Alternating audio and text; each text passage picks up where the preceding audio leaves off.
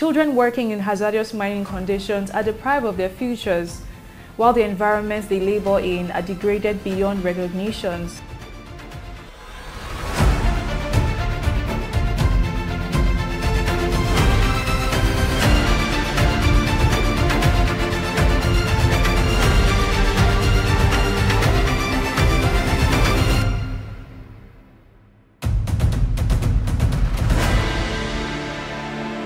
Hello, and welcome to another exciting episode of On Rights, Crime, and Justice. Today we turn our focus to mining, a sector that is critical for economic development, especially in many developing nations like Africa, but one that seems to come with significant challenges. For instance, we have hard rock mining, which plays a critical role in raising the standards of living by driving economic growth. However, this progress seems to come with a steep price. There's a delicate balance between economic growth and the need to promote human rights, especially that of children involved in these mining activities, as well as the environment. We'll ask critical questions, hear from experts, and learn what we can do to combat this dual crisis of human and environment exploitation. Joining me on the program today is Kekura Kekus Kalma from the Youth Advocacy Program. Thank you so much for joining us on the program, sir. It's good to have you here. A pleasure. All right, so let's get right into the conversation. Considering that there's a widespread on the issue of child mining, especially in Africa, there's been a lot of laws that have come into place to combat these issues. Why do you think that this situation is still prevalent even up till now, considering the amount of international interventions and laws that have been put in place to protect these children and the environment? Why does it seem like this hasn't yielded much results even up until now? Thank you so much for having me. And I want to say very big, thanks as well to Green Good Africa, trying as much to always give an highlight like this. And I think it's so essential that us as young people, stepping forward, taking the challenge, to keep advocating as well, keep spreading the challenges as that of the future youth are facing. So the first track to answering the questions you just put forward. I think the answers to it is very simple. It's basically the finance situation, whereas so many leaders tend to be pretending they don't understand what's happening. But I bet you that most of these people came from certain backgrounds, which if you read their autobiography, you can know more the kind of areas they came from, meaning it's not something new to them. Right. So looking at the solution, they know what to do, they know how to stop it. But the emphasis to which they try to put on not to stop it is because they are benefiting from it. And this has created more pressure and is adding up again and again and again. And hence that is still in possessions to whereas we see leaders are portraying to gain on their own benefit. And yet still it's never going to change. It's just going to be like people be talking, acting to say there's going to be solution, but there's no solution. Because in regards to what they are benefiting from, is what they don't want it to stop, which is the money. You go to East Africa, there are places. We see the recent trend of videos. I saw those days what's been happening in Ghana, where Chinese have been caught doing certain minings, illegal minings, and then position with kids, right? And then you go to Sierra Leone as well, the same issue is happening there. And then you go to Mali, the same situation is happening. But then Mali, as of now, is getting better because of the current regime they have. So now on the sector side where kids have been used like forceful labor, it's been demolished, as we say. But yet, other places like Sierra Leone, for instance, it's still on the happening process. And the leaders know the problems, but yet still keep the activities to keep going on because of the financial benefit of what they are getting, like I said earlier. So I feel to answer your questions, it's one of the straight positions to which an equity is laid straight. For that insight. So when it comes to mining, there are a lot of environmental challenges that come with it, along with the economic benefits. So what are some of the consequences that come with mining operations, especially illegal mining operations, and where children are involved? What are the environmental consequences that we have seen from this particular issue? Well, firstly, I mean, I could give an instance when I went to the mining area in Sierra Leone called Kono. It's mainly known for its, mineral, production, like globally, Kono district, if you might check for it out, you can get that side. So one of the key challenges is disruptions of kids to focusing on school, else they could need to do or other things like that. So the privilege to which studying kids to be at school, it's lacking, right? And then there are places they encroaching where, example, there was a school we went to do an undercover, um, shot. We are asked to say the land that was demarcated where the school was actually inside of the mining, sector that was the area was already sold to a mining company, and for that reason, the school was to be evacuated to another location, this kind of a process. And this was during a school time, like a school period, right? And shortly was happening. So looking at that position alone deprives a lot of kids from pursuing what they've gone there for. So coming back to the question straight is the means of which gets the kids more challenges and the stress of which it gives them to say, okay, now I've been sitting at home for this long, I think I'm just going to quit and try to be doing something. And in between, for kids to really portray or focus to what really matters them to be at school. Okay, yeah, that's very true. But like we've said, mining, as much as it has environmental consequences, there's also the economic benefits. So we can't necessarily say that they shouldn't mine anymore. So how do you think that these mining companies can ensure that they incorporate a social responsible mining into their operations, to ensure that the effects is reduced and the people are much more considered? What roles can they play? In what way can they improve their operations to ensure that there's social responsible mining in their operation, one that respects both human and environmental rights?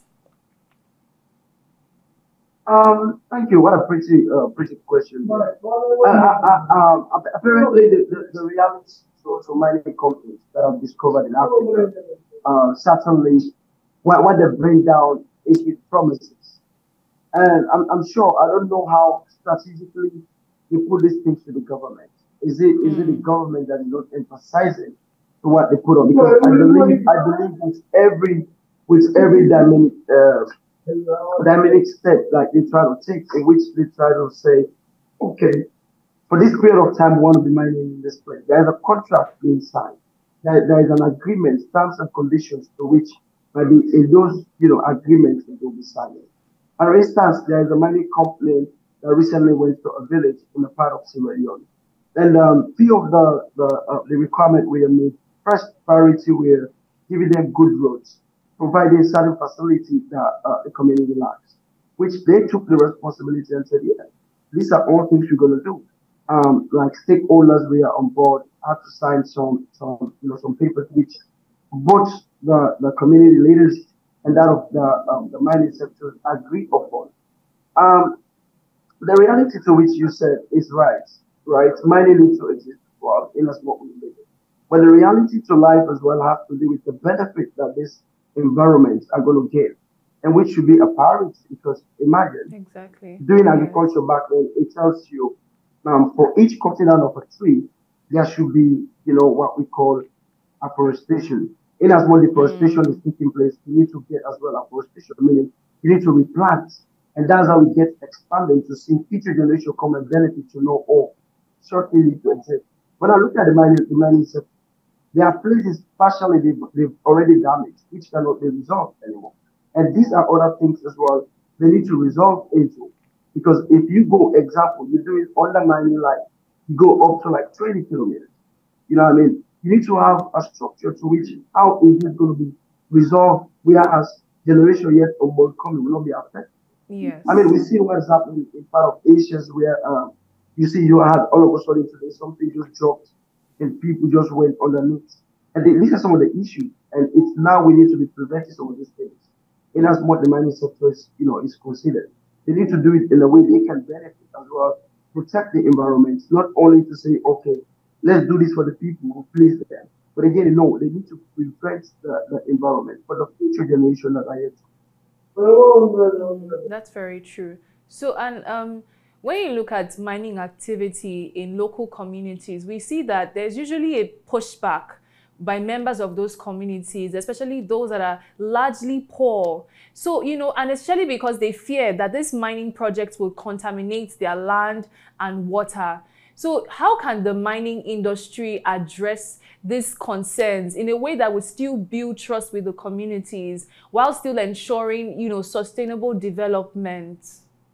Well, I think I just made few, analysis. Basically, like again, I will take it back to where I said, in agriculture we have what we call deforestation, which is you cut down trees, and then again it implements what we call afforestation, in creating more trees as well, right? So looking at this kind of instance to what you just mentioned, is a key step to which they can do because there are places, of course, they go, like insular, for instance, it creates a lot of, a lot of pollution otherwise. Let's leave the means of the water alone. But the dynamite explosions, I don't know if you have experience of being where a typical mining is taking place, where you get these explosive things that is going on. Yeah. There's a lot of, contamination that, that occur. So I feel the structure to which they have to put in place, not only when it comes to, water is a key necessity, but as well thinking of preventing, the environmental hazard, it's a structure to which they have, expertise that gives them advice, tell them of what to do exactly. I think they know it better. It's just the ignorance to which they try to put to say, okay, these people are just here like this. Let's treat them like how we see them. That's the problem, what I feel. But in as more we're looking at solutions and ways, there are a lot of things that they have, which to your surprise you wouldn't imagine. Because imagine, for every necessary means, every sector of mining you want to take, they have consultants, they have expertise in those roles. Example, they have people that tell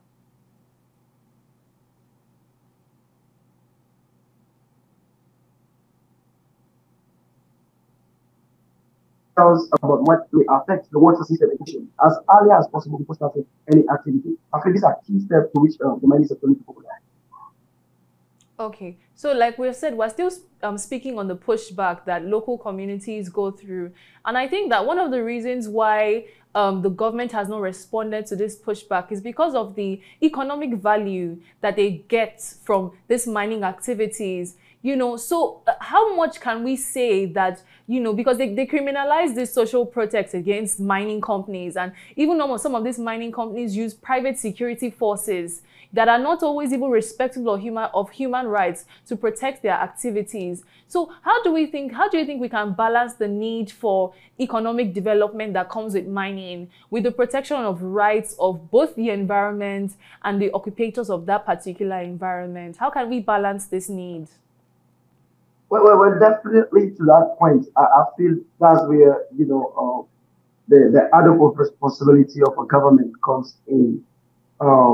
If to look at the whole scenario that is happening. Sometimes people be saying, no, we shouldn't be blaming the government.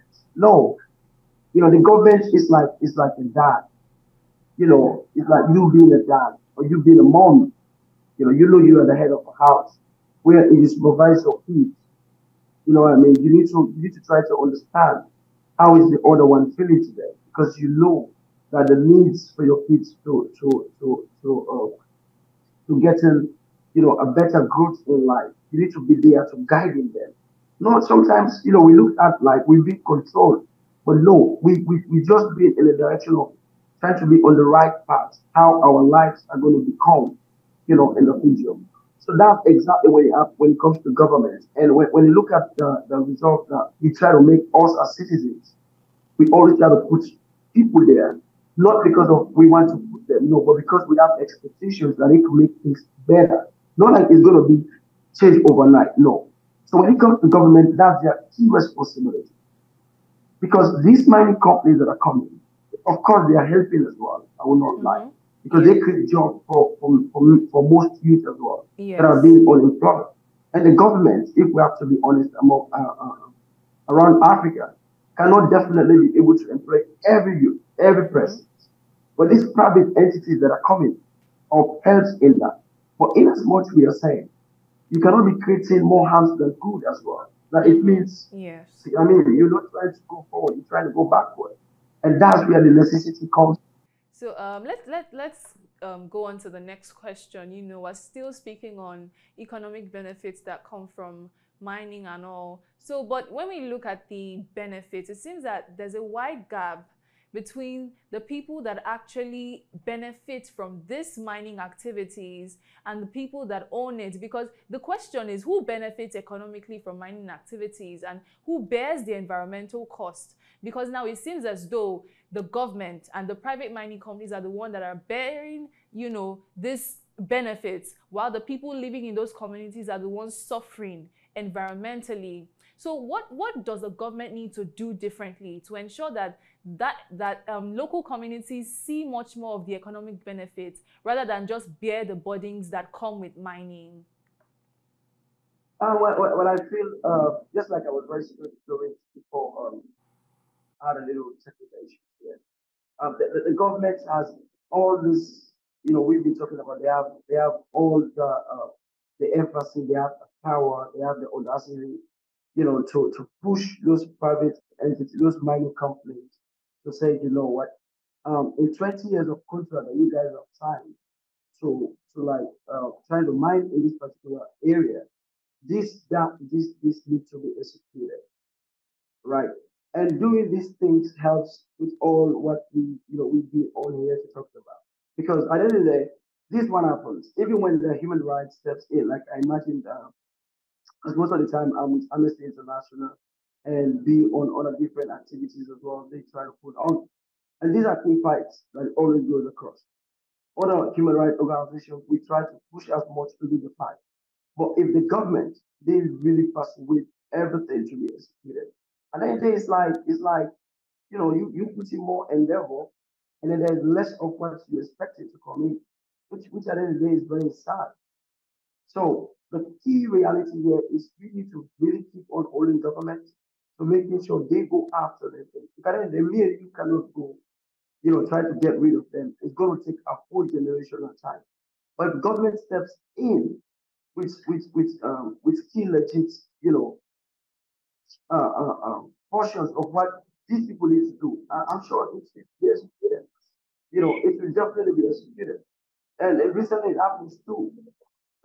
We are in there was a mining company that was violating, a lot of rights of the community stakeholders. They put across like, okay, now you guys we agree on everything. There's one thing you guys want to breach, which is we told you guys to give employment.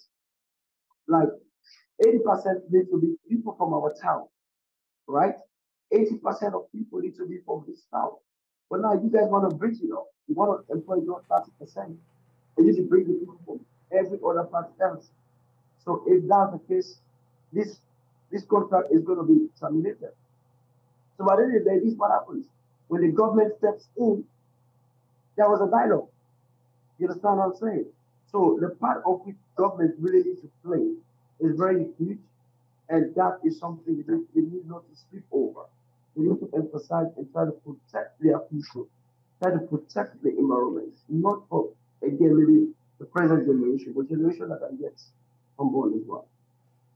Yeah, that's definitely very true. Most of this small scale mining, they're often unregulated, and usually they involve some of the world's poorest people, leading which has led to this child labor issue that we see today, as well as unsafe conditions and environmental damages. What are some of the solutions that we can prefer to better regulate this small scale mining and protect both these children as well as the environment that's involved? I feel the one thing that needs to be a priority is sensitizing our people. The effects. When I mean the effect, I mean the after effects to which maybe you just want to go in. without thinking about consequences. And I feel if we start taking those steps where we can try to help the people down there being able to give them this good education so we need to understand that okay, creating this sort of thing is an impact to one's life. But the side effects to which is going to affect you, I feel that should be a key role that needs to be played. Because I mean, like you said, looking at what is happening, most of these mining sectors happens in like some of the most remote areas you would Mm-hmm. imagine. So Yes. that's the instance to which people take as an advantage, like, oh, Mm-hmm. they know nothing. So you see, so which is very, very sad. So I think if we start to really, educating people from down there to say, hey, look, for now, this is this. For the reality to this is what is going to happen in 10, 15 years. And I feel with that, it helps both, the parents, it helps the child as well. So, to really understand the side to which you really want to go in. And I mean, earlier on, let me throw back when you mentioned about these companies taking private security, threatening and all that. It's been happening, whereas we see it's the same people again from certain part of the government that's Mm. really empowered these people to violating, the community rights Yes. and all that. Because if you imagine you in your own town and somebody from far comes to start threatening you, it's because they have a grounds of which they can fight you harder. Because trust me, I will not live where I am at the key things and key challenges that I was, emphasizing that the government. Okay. Let's take a short break now. And when we come back, we'll look at how we can balance the economic development that comes from mining with environmental sustainability. Please stay with us.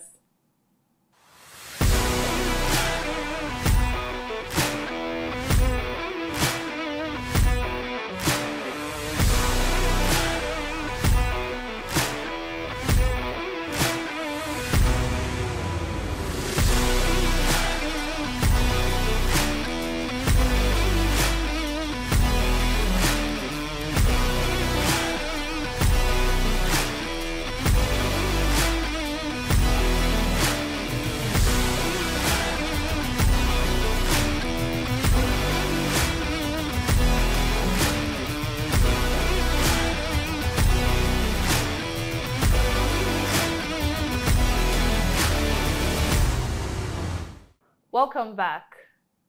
Now, Mr. Kekura, when we look into this conversation, it brings about a growing call for more sustainable mining practices.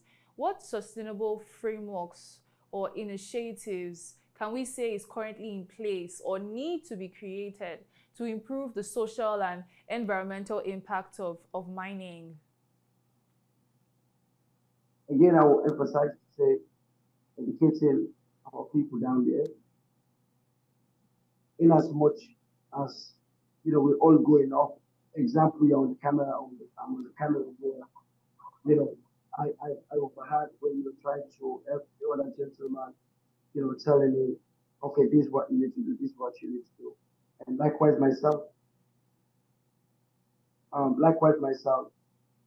I remember when you were telling me, okay, you flip the camera this way, flip it this way. It's all about helping to teach someone something. Not apparently I might know it, but the reality to which it can be okay for both I and you needs to be a cordial, kind of direction. So I feel it's a key step to which we need people way educated, more wealth, more, um, more connection of which they have. So use these things to put it forward. And I feel with that, any other thing else that is aside coming there can be achieved. But else than that, it's going to be really tough. No matter how much we try to provide solutions, Mm. if the education is lacked, we people need to understand the consequences. Yes. And I feel it's a growing alarm to which is really, really scary. So the one key thing that I'll put straight to you is educating people not only about the potential benefit, but as well some of the the after effects to which these things are causing and all that. We need to be able to making sure everybody understands, the reality to what's going to be happening in the next 5, 10 years, next 20 years, and something like this. And then the other thing I feel I'll put across straight is our government need to hold themselves accountable. Whereas the short, they are lacking means to go there fresh on the ground to give a surface to which these people want to come and do. How is it going to really affect, not only to look at the potential benefit, but affect, the lives of many people that might be living in these areas. So I feel that's another key thing. I would just come to you and say, oh, I want to come on mine. You say, okay, what are your plans? I tell you my plans. Okay, this is the place I want to go mine. I'm just telling you, you aren't making effort to say, okay, let me go supervise. Let me go see this place exactly. Where are you talking about? How is it going to cost? How is it going to affect the people? So I feel going on the ground as well needs to be a priority to which our leaders, people in power, need to be doing as well. Not just to be in the offices, not realizing what is really going to be happening. They have to go down there and see what these miners will be doing, how is it going to affect the community as well. And I feel some of these key things will really help to dissolve future damages, future troubles, and try to reduce a lot of this pressure we are having to do with child labor that is still on the rampart and all of that. Mm-hmm. Okay, so now finally, let's look at post-mining activities. After mining ceases, the land is often left degraded. What do you think the mining industry can do to improve their post-mining land use and to design closure strategies that will be able to restore the ecosystem that has been lost and to ensure that sites still have a valuable second life after all those mining activities are done? Okay, so this is the thing, right?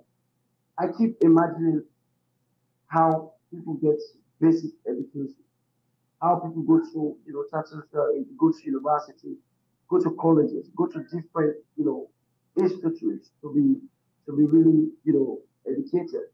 And sometimes I put it forward. Certificates are really, they are very relevant, very essential, but critical to all what we try to possess. Experience is the best teacher as well. Mm. Meaning some of the things we did um, at school, we did a lot of things called practical ones. It gives you, a stance to which you need to understand the fact of what you're doing.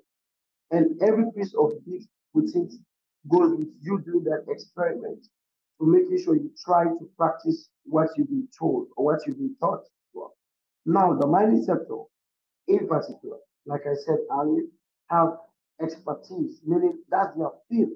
They've been in for, ages. They went to various places where they feel they can get knowing more about what they are doing. So, in as much to that, let's say maybe most of these people have forgotten these things and how we can put it straight. An instance, like I put it straight back, I'm going again with agriculture when I talk about afforestation.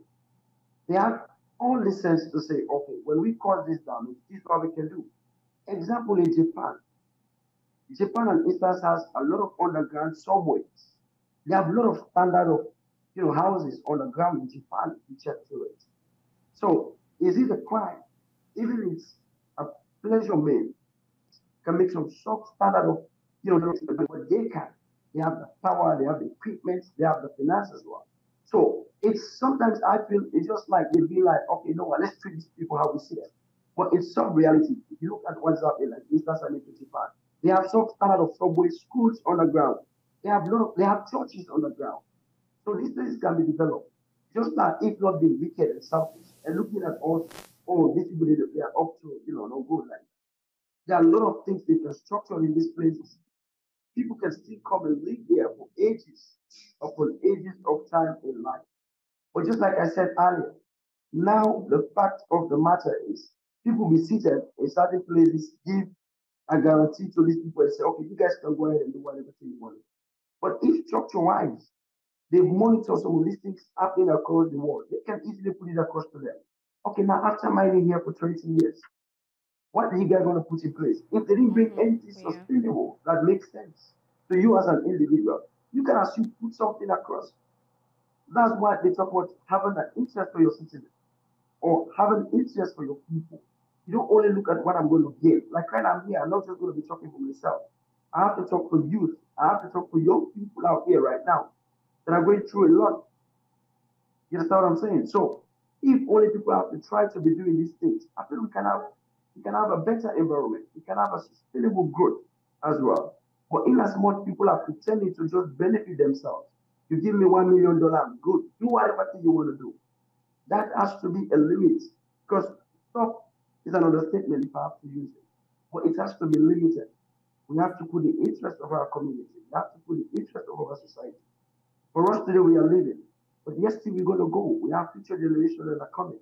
So these places need to be a potential place as well, where as it will be a scary place. Like there is a place I mentioned to you earlier, which has been on a mile, like 20 miles underneath.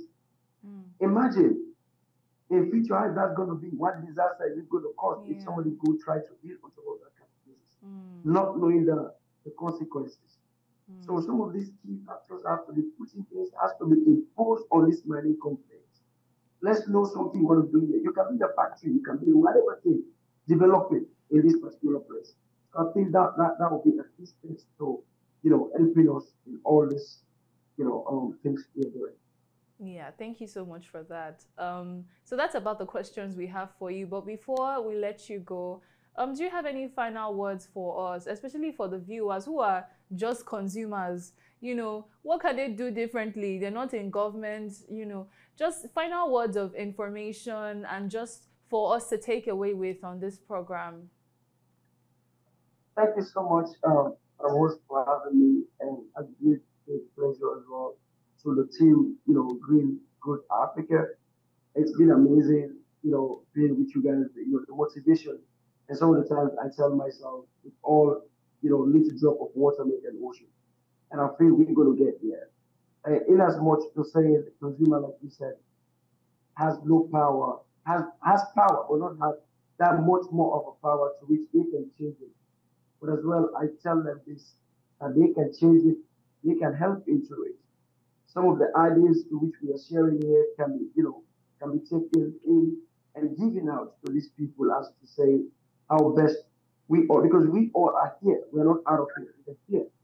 And we want to live to see how the future is going to be. Because every day you sleep and wake up is, to see a better and brighter future.